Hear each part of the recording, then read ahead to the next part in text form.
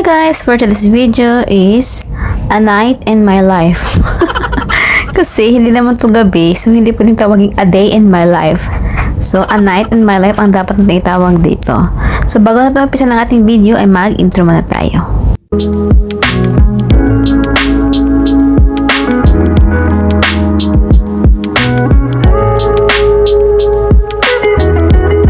So in this video guys, ako ay night routine natin mga babae o lalo na tayo sa ibang bansa na sa abroad. So kailangan nating maglinis ng ating katawan kahit naman na pagod tayo, pero may time talaga na pagod, ayaw nang mag half bath or yung mga importante na dapat na nalilinisin yung babaho para hindi bumaho. Kasi pero hindi naman lahat, kasi may mga Pinay din talagang tamad maglinis sa katawan, gusto na tulog lang nila yung ganun.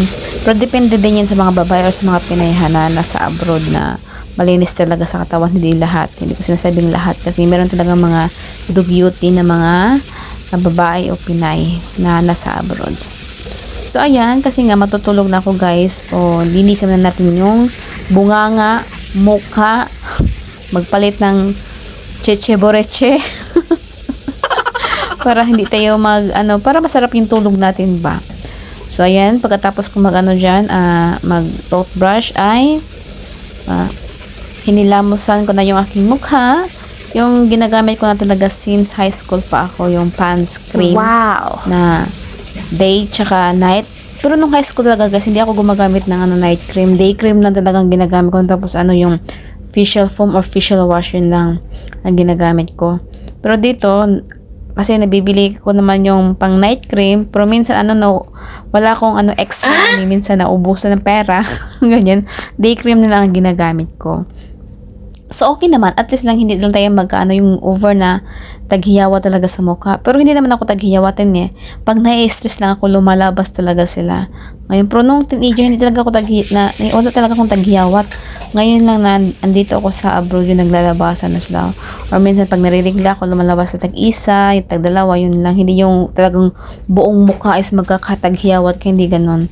So ngayon, kasi nandun sa loob yung tissue, so kinuha ako doon, tapos pinunasan ko yung salamin kasi meron siyang dumi-dumi.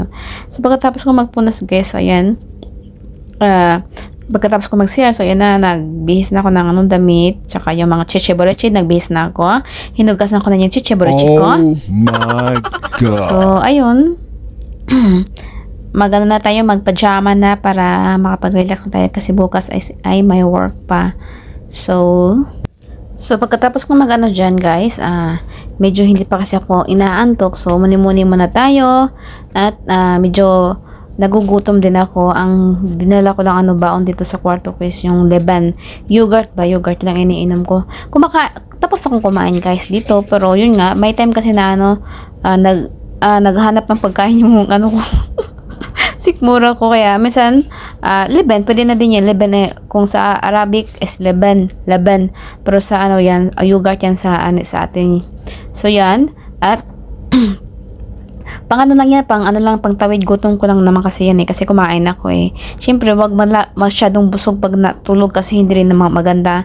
Yun din ang cause na nakakataba. Ewan ko lang kung sa iba, yung ako kasi pag lamon ako ng lamon, mabilis na ako tumaba.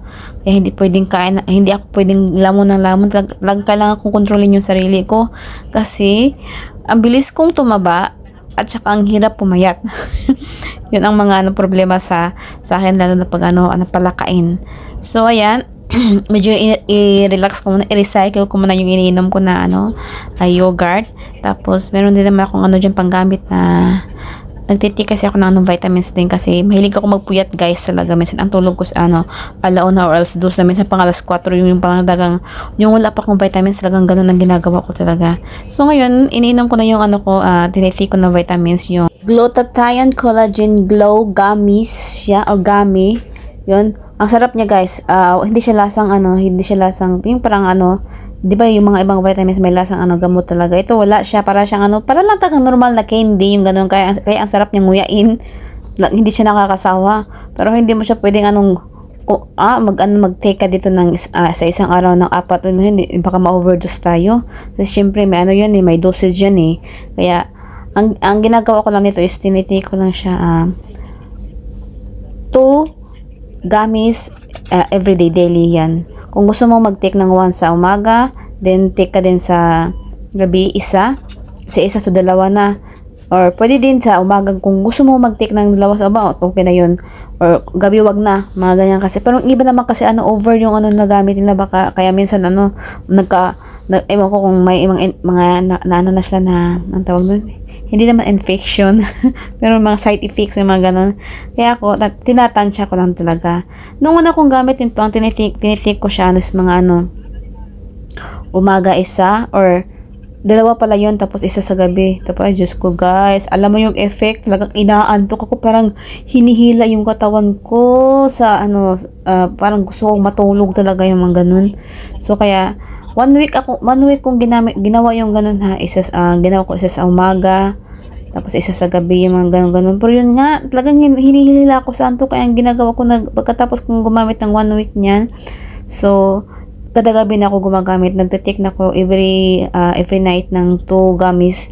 Yun lang. Kasi patulog na okay na yun. Pero wag umaga kasi may trabaho ako. Hindi pwede yung parang kang iba sa ibang ko. Kaya nag-change ako ng style. Ang ginawa ko is nagte-take na ako ng gabi na. Yung matutulog na. Para okay yung pakiramdam. Okay lang antukin kasi napagabi kasi matutulog ka na So hanggang dito na ating video guys. Thank you for watching. See you. Bye!